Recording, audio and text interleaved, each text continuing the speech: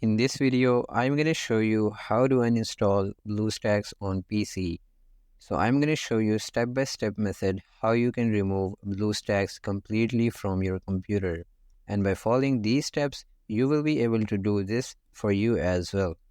So first of all, what you're going to do, if you see an icon of BlueStacks over here, you're not going to right click and delete this. This will just delete the icon of BlueStacks but not the application. So to delete it, you're going to type into the search box of Windows for Control Panel. And in the search results, you will be able to see here Control Panel on the top. So you're going to click on that. Once Control Panel has been opened, if you see under the programs, you will be able to see here an option to uninstall a program. So you're going to click on that. And after that, you will be able to see here BlueStacks app player over here. So what you're going to do is you are going to right click on this and then you're going to click on uninstall. If it's asking for any permission, just click on yes. And after that, you can choose any of these options from here. That's why you are uninstalling BlueStacks.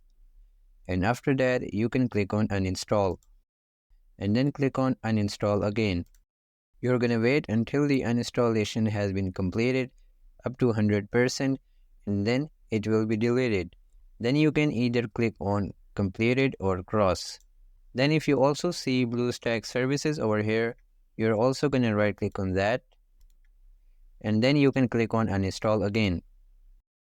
Then you're going to cross the control panel and after that you are going to type into the search box again for run. In the search results, you will be able to see here run app. So you're going to click on that.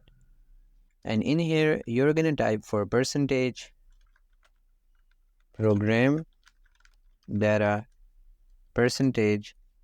And then you're going to click on OK.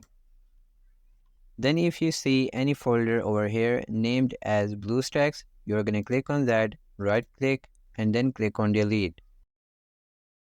And even after implementing these steps, if you still see the BlueStacks icon on your desktop, this is because you have multiple users on same computer.